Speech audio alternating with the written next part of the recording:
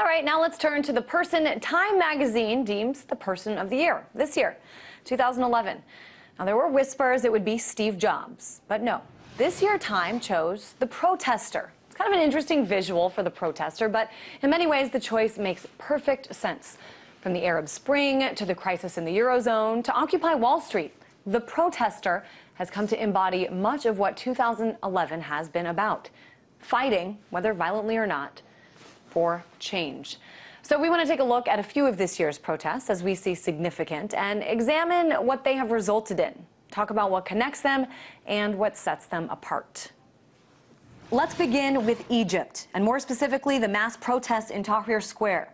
Now, the reasons ranged from widespread poverty to anger at the 30-year reign of Egyptian President Hosni Mubarak. Protesters, most of them peaceful, came to embody the Arab Spring and caused Mubarak to step down. The protest was embraced by the American media and government alike. But fast forward to today, after months of military rule, Egyptians voted, propelling two parties to power, the formerly banned Muslim Brotherhood and their more radical religious brethren, the Salafis, raising the very real prospect of a conservative theocracy emerging. On to Libya now, where the country split in half between Muammar Gaddafi loyalists and those who the West dubbed rebel fighters.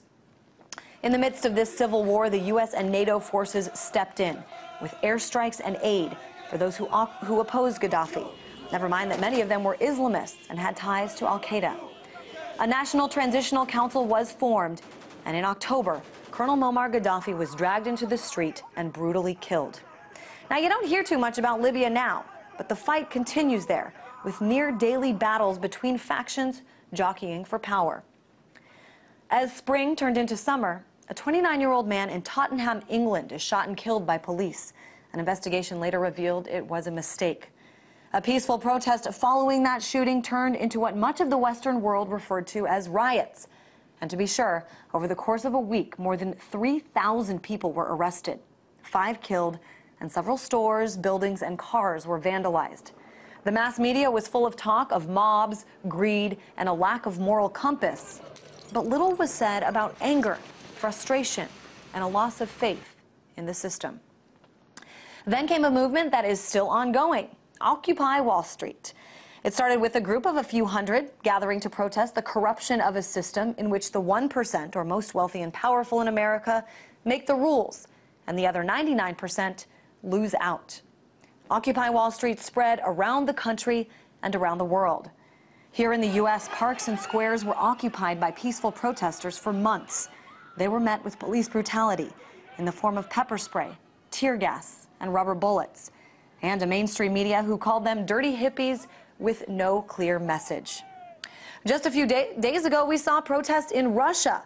People who expressed anger about the recent elections there that landed the United Russia Party back with the majority of power. The U.S. media covered it as the Arab Spring on Russia's shores. Reporters gushed about a resurgence of a liberal opposition, completely ignoring the very ugly nationalist and anti-Semitic leanings among many. And finally, on to Syria, where protests are still ongoing. Now, you hear a lot of talk on the mainstream media about the protests and about the 5,000 people who have reportedly been killed. But there's little mention that this is actually part of an ongoing civil war. Protesters there are armed and are battling the government. The divide very much along sectarian lines, Sunnis versus Shiites. Most recently, a former official with the FBI is reporting U.S. and NATO forces have already landed just outside of Syria and are planning to train militants to overthrow the regime of President Bashar al-Assad. Critics say this move will fuel the civil war and give an excuse for a future intervention. And I want to talk more about this idea of a potential future intervention on the part of the U.S. and NATO forces. Now, as far as a UN resolution under the guise of the responsibility to protect, Russia and China have both already vowed to veto this, not to let this happen. However, as we mentioned, there are reports now of U.S. troops in Jordan right now, right along the Syrian border. They apparently left Iraq and are stationed about 10 kilometers from the Syrian border. They are apparently building surveillance towers, setting up camp there. So I want to talk more about this, and for that, let's go to the host of the Corbett Report, James Corbett, in Osaka, Japan. Hey there, James. Let's talk about this first. This was first reported by a former official within the ranks of the FBI, Sybil Edmond, who wrote that American soldiers are among the NATO troops that have, suddenly appeared on the Jordanian-Syrian border. She says the U.S. media has been instructed to censor itself. What have you heard regarding this? Well, exactly right. This story comes from Sibel Edmonds, who did break this story over the weekend, and I was blessed enough to be part of the breaking of this story. And it comes from a number of different sources, including a Jordanian military officer. There's an employee of Royal Jordanian Airlines.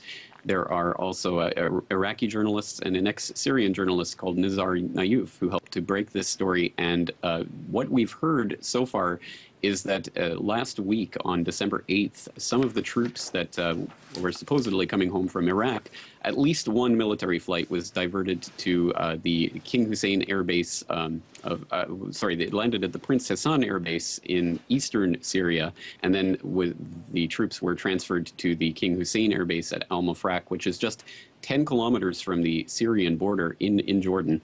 So that was the basis for the story. And what we've been hearing is that troops have been spotted in the area of the Jordan-Syrian border, spreading out from Al-Mafraq even closer towards the border in towns like Al-Bayej and Saran.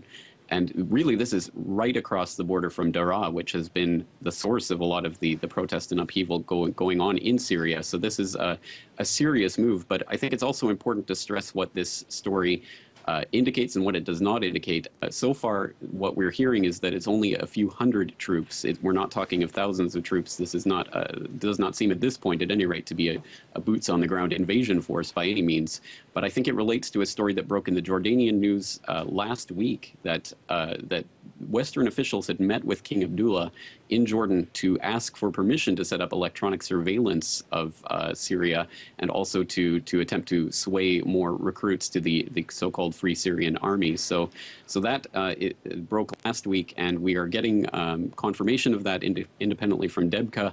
And it should be noted also for the record that the Jordanian State Minister for Media and Communications, Rakan al-Majali, was prompted to come out and officially deny the story on December 13th. So yesterday, he came out and officially denied that in Jordanian state media. But all right. So like you said, this is not a ground war. This is not a major effort. Not quite the next Libya even, although there were no ground troops there. But what we're hearing, in addition to what you're telling us about the surveillance towers, is that there's also at least plans in the works to start training Turkish troops. So talk to me about, I think it's important for people to understand the role of Turkey in all of this and the significance. Absolutely. Well, that story also was broken by Sibel Edmonds last month, and that has since been confirmed in international media. But absolutely, Turkey has been, the southeastern Turkey, specifically a city called Hakkari, has been the base where U.S. is currently training Syrian rebels that are going to be, presumably going to be deployed in Syria for further destabilization of the Assad government. So that came out last month. As I say, it's now been confirmed in international media, and it's apparently being run by a Syrian defector colonel, Riyad al-Assad, in Hakkari in southeastern Turkey. So again, I think Turkey and Jordan, just for the optics, obviously don't want to be associated with this and don't want to confirm this on the record, but it has been confirmed by independent reporting.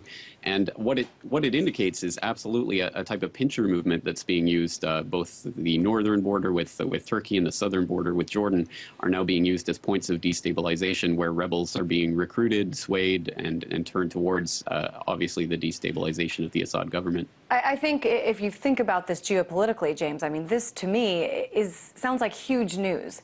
And other than your reporting and Sibel's reporting, there's very few places that this is being talked about.